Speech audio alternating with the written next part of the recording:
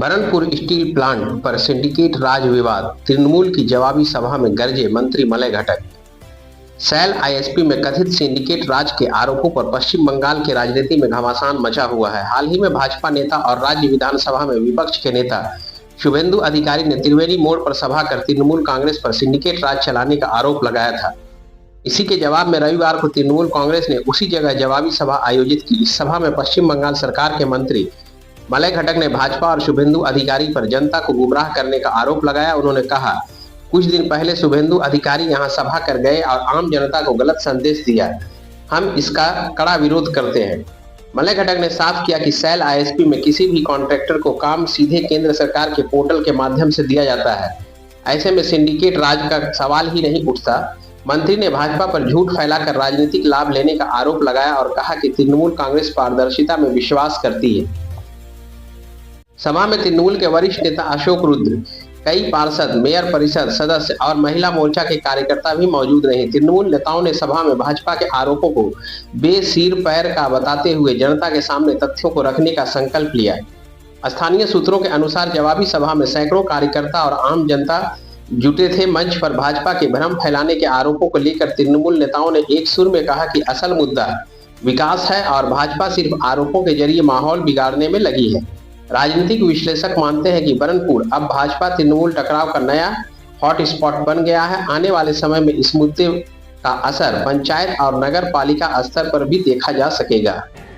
আমি বিভিন্ন কোনো বেঈমানদের দল নয়, সেই দল কিন্তু কোনো মুসলমানদের দল নয়।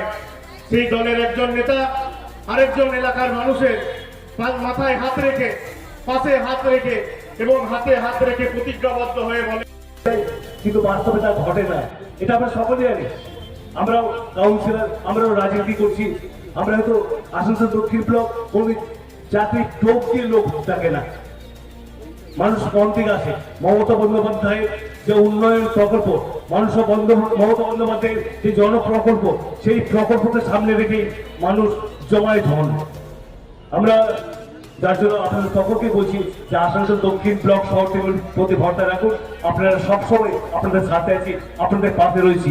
এর তারা বিরোধী দলনেতাকে মাঠে নামালেন এবং বেকার যুবকরা ভেবেছিলেন যে বিরোধী দলনেতা এসে এখানকার বেকার যুবক যুবতীদের জন্য কিছু আশাবাদী শোনাবে।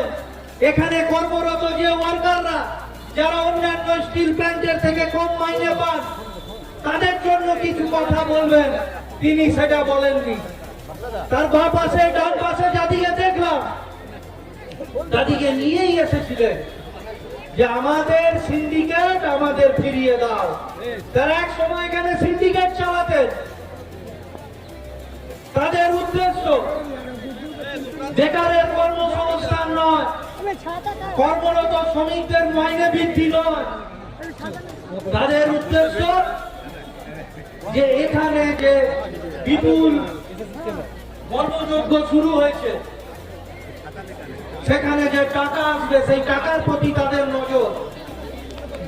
এবং তারা তাদের যারা এখানে সিন্ডিকেট চালাতেন, আগে যার পরিবারের নামে 3-4টে এখানে ঠিকা চলতো, যার ভয়ে কেউ এখানে কন্ট্রাক্টরিতে পার্টিসিপেট করতে পারতেন না, তাকে নিয়ে বিরোধী দলনেতা স্কুল আধিকারিকের সাথে দেখা করছে। আরে তার নামে তো 17টা ক্রিমিনাল কেস আছে, যে কেসগুলো কোনো পলিটিক্যাল কেস নয়, যে কোনো আন্দোলন করতে গিয়ে, যে কোনো মুভমেন্ট করতে গিয়ে এই কেস পেয়েছে। মার্ডার কেস থেকে শুরু করে, রেপ কেস থেকে শুরু করে, কিডন্যাপিং এর কেস, এই সবই তো হচ্ছে বিজেপির সম্পদ। এদিকে নিয়ে আর যাই হোক, বেকারদের সমস্যার সমাধান হবে না। আমাদের নেতৃত্ব আপনাদের সাথে আছে, আমরা এলাকার পৌর প্রতিনিধিরা আপনাদের সাথে আছি এবং এই নেতৃত্বের সামনে ये जनसभा क्यों बुलाई गई है, ये आप सब जानते हैं। ये एक आवाज, छोटी सी आवाज उठी थी, चंद लोगों के बीच ये आवाज उठी थी कि हमारे लोकल बेरोजगार भाइयों के लिए हमें रोजगार चाहिए। ये आवाज उठी थी कि हमारे शिल्पांचल के जो नौजवान हैं, जो उभरती हुई पीढ़ी है उनके लिए रोजगार की आवाज उठी थी। आज हम लोग यहाँ इकट्ठे हुए हैं क्योंकि हमारे सो कॉल्ड शुभेंदु अधिकारी जी ने कुछ दिनों पहले यहाँ आकर के कई सारी लंबी लंबी बातें रख करके गए हैं वो अपनी, पर उनकी बातों में कितनी सच्चाई है ये बानपुर आसनसोल के लोग जानते हैं। उनकी बातों में कितनी गहराई है ये बानपुर आसनसोल के लोग जानते हैं। कुछ चुनिंदा नाम उनके लिस्ट उनके दिमाग उनके जहन में है जिसको लेकर के वो बार बार माइक में आके बोलते हैं, पर ये सच्चाई हम लोग जानते हैं कि हमारे मलय घटक जो हमारे मंत्री है वो हमारे लिए क्या आवाज उठा रहे हैं, वो हमारे नौजवानों के लिए क्या कर रहे हैं। शुभेंदु बाबू के कहने से हमारे बनपुर के लोग उनके बहकावे में तो नहीं आएंगे। उनके साथ उस मंच पर उस दिन कई सारे हमारे बीजेपी के लोकल लीडर्स थे जिन्होंने ये आवाज उनके साथ ताल में ताल मिला करके उठाई थी कि रोजगार में कोई सिंडिकेट नहीं चलेगा। तो भैया सिंडिकेट कहाँ है? ये तो आवाज हम लोग उठा रहे हैं कि नौकरी लोकल लोगों को लोकल बेरोजगार को देनी है। हमने तो ये नहीं कहा कि नौकरी सिर्फ टीएमसी वालों को देनी है, लोकल लड़कों को लड़कियों को नौकरी मिलनी चाहिए, ये हमारी आवाज है। उसके बाद आप बाहर जाइए जिला के बाहर, जिला में पहले नौकरी के लिए हम लोग आवाज उठाए, लेकिन शुभेंदु बाबू के टारगेट में जो लोग हैं वो उनको टारगेट करेंगे। मैं उस तर्क में नहीं जाऊंगी, लेकिन अपने যে স্কোর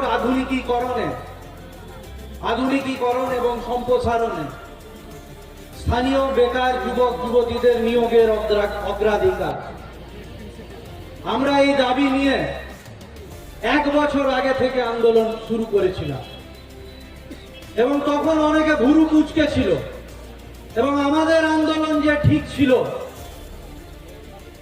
তার প্রমাণ পরবর্তীকালে ইসকোর মধ্যে যারা ইউনিয়ন আছে, আমাদের দলের ইউনিয়ন তো নেই, যারা দায়িত্বে আছেন তারা এই ইস্যু নিয়ে প্রেস কনফারেন্স করেছে। আমরা মাঠে নামার পরে এক এক করে সিপিএম, কংগ্রেস, বিজেপি প্রত্যেকে এই দাবিতে অবতীর্ণ হয়েছে, কিন্তু এর মধ্যে পার্থক্য আছে। আমাদের লড়াই নিঃস্বার্থভাবে শুরু হয়েছিল। যে আমাদের দাবি কি ছিল? যে কোনো কিচ্ছু দেখতে হবে না, কোনো ভাষা, কোনো বর্ণ, কোনো পতাকার রং দেখতে হবে না, এখানকার যারা ভূমিপুত্র তাদের নিয়োগ দিতে হবে। এবং এখানে যখন একের পর এক আপনারা প্রত্যেকে সামিল হলেন, এই এলাকার পৌর প্রতিনিধিরা, আশেপাশের পৌর প্রতিনিধিরা, আমাদের দলের সিনিয়র নেতৃত্বরা এবং যাদের জন্য এই আন্দোলন, তারা আমাদের পাশে থেকে, যারা কিন্তু ম্যাক্সিমামটা কোনো রাজনৈতিক দলের সাথে যুক্ত নয়, তারা আমাদের সাথে গলা মেলাতে শুরু করলো, পা মেলাতে শুরু করলো এবং আন্দোলন তীব্র থেকে তীব্রতর হলো। এবং এই অবস্থায় ভারতীয় জনতা পার্টি তার যে দুটো সিট এখানে আছে, একটা আসানসোল দক্ষিণ এবং একটা কুলটি বিধানসভা, এই দুটোর যারা বিধায়ক তারা মানুষের বেকার যুবক যুবতীর কথার উত্তর দিতে পারছিলেন না, কারণ তাদেরকে তো কেউ এই আন্দোলনে দেখছেন না। তারা मैं आप लोगों से कहना चाहता हूं, मुलायजा ने मंत्री होने के बाद इतना काम किया आसनसोल के लिए, ये काबिल तारीफ। आसनसोल को इन्होंने क्या नहीं दिया? यूनिवर्सिटी से लेकर कोर्ट से लेकर के तमाम जो भी जरूरत है आसनसोल के लोगों को डिस्ट्रिक्ट बनाया, हाई कोर्ट का यहाँ ऑफिस बनाया, ये तमाम काम उन्होंने किया है। और उस काम को देखते हुए विरोधी दल को लगता है कि कुछ न कुछ बहाना बनाकर और मंत्री को और सारे एमएलए को दोषी साबित करके जनता जो है हमको वोट देगी, ये होने वाला नहीं। हमारे कुछ वालों भोजपुरी में कह दी आज का जितिया के दिन, तब बहुत से हमारे औरत लोग जितिया भूखल बा, सबके हम कहब कि कहाँ लो आज जितिया और अपने यहाँ और ममता बनर्जी के जरूर याद रखिए लोग कि ममता बनर्जी रही है तभी तो हम लोग ठीक रहो, ममता बनर्जी ना रही है तो ठीक रहो ना। और बरमपुर के भाई लोग के हम कहता नहीं केवल के लड़ाई करे के बाद और लड़ाई जबरदस्त होई ना होई, बोली सब एकदम लड़ाई हो गया। शुभेंदु के बताते रहे के बाद यहाँ मुलाई घाटा का हरराम सिंह विधान और नरेंद्र चक्रवर्ती का क्या डलवा है, वो जलवा ही देखते रह जाएंगे और फिर उनको मालूम ना हो कि क्या करेंगे। और मैं सबसे कहता हूँ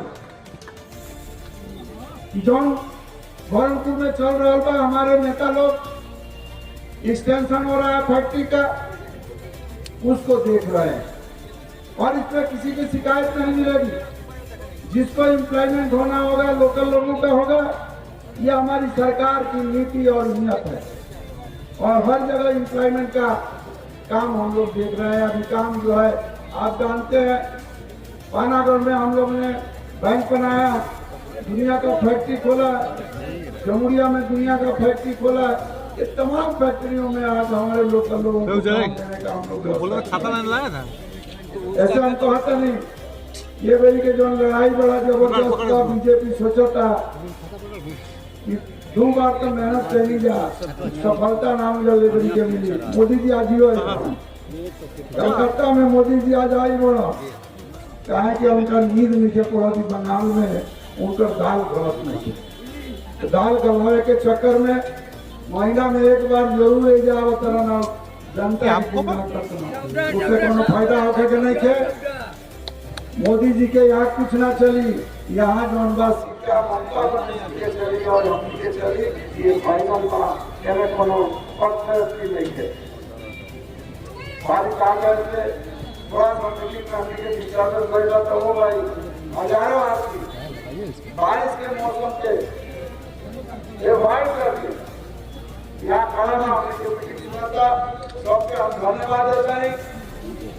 पूजा आ रहा था, पूजा में लोग सब बढ़िया से खुशी मनाए चले और सब मिलब सवाई से ऐसे हम जो बात और वक्तव्य दीर्घायु ना करके लोग सबके धन्यवाद देके वक्तव्य भी समाप्त करते हैं।